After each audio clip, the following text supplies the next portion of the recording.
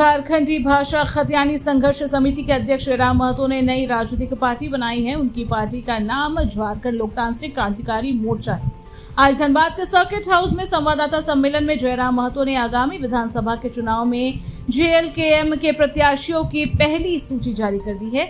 6 विधानसभा seat Dumri, Jamua, राजमहल, तमाड़, सरायकेला और छतरपुर से प्रत्याशियों के नाम की घोषणा कर दी है। डुमरी से जयराम महतो स्वयं प्रत्याशी बने।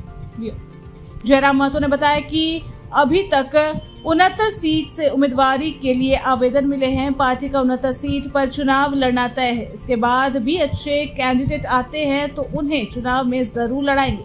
महिलाओं की ज्यादा से ज्यादा भागीदारी हो, ये पार्टी भी चाहती है। उन्होंने कहा कि हमारी पार्टी उत्तरी छोटा नागपुर की सभी 25 सीटों पर चुनाव लड़ेगी, ये तय है। उन्होंने कहा कि टुंडी, गोमिया, बेरमो, बागमारा और माडू भी उनकी पसंदीदा सीटों में से है। जयराम महतो ने कहा कि आचार संहिता से पहले पार्टी अपना घोषणा पत्र जारी कर देगी। सिल्ली सीट के मामले में उन्होंने कहा कि पूर्व विधायक अमित महतो को सिल्ली से पार्टी लड़ाना चाहती है और इस पर बातचीत का दौर भी जारी है। जयराम महतो ने यह स्पष्ट कर दिया है कि हमारी पार्टी गठबंधन में नहीं जाकर अकेले चुनाव लड़ेगी। उन्होंने कहा कि विधानसभा के चुनाव राज्य के मुद्दे पर लड़े जाते हैं। मुद्दे कई हैं। धनबाद में उन्होंने विस्थापन, नियोजन आदि को ज्वलंत मुद्दा बनाया।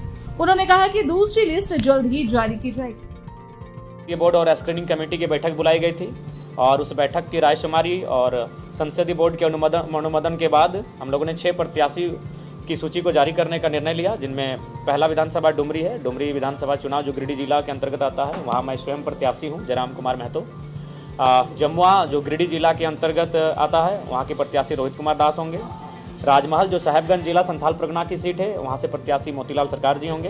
तमाड़ जो रांची जिला दक्षिणी छोटानागपुर का अंश है, वहाँ के प्रत्याशी दमयंती मुंडा जी होंगी। सरायकेला जो सरायकेला जिला कोल्हान प्रमंडल की सीट है, वहाँ से प्रत्याशी प्रेम मार्डी जी होंगे। और छतरपुर जो पलामू जिला पलामू प्रमंडल की सीट है, वहाँ से प्रत्याशी पृथ्वीराज होंगे। पूरे झारखंड राज्य से लगभग हमें 69 जो सीटें हैं वहाँ से आवेदन मिला है।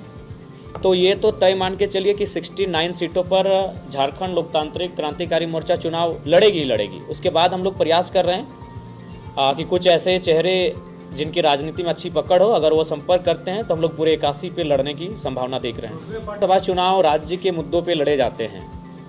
लोकसभा का चुनाव पार हो चुका है। लोकसभा का चुनाव देश के मुद्दों पर था, लेकिन देश के मुद्दों के साथ मैंने राज्य के मुद्दों से पूरे देश को परिचय करवाया। लेकिन जो राज्य के चुनाव होते हैं वो राज्य के मुद्दों के साथ होते हैं, इसलिए राज्य का जो मुद्दा है वो ज्वलंत मुद्दा, क्योंकि हम लोग अभी धनबाद में बैठे हैं और धनबाद का ज्वलंत मुद्दा अगर है तो कहीं ना कहीं आज विस्थापन है, कोल एरियाज में जो नियोजन मुआवजा है, यानी एक उद्योग नीति, विस्थापन नीति, और उससे सबसे महत्वपूर्ण खतियान के आधार पर झारखंड में एक स्थानीय नीति बने।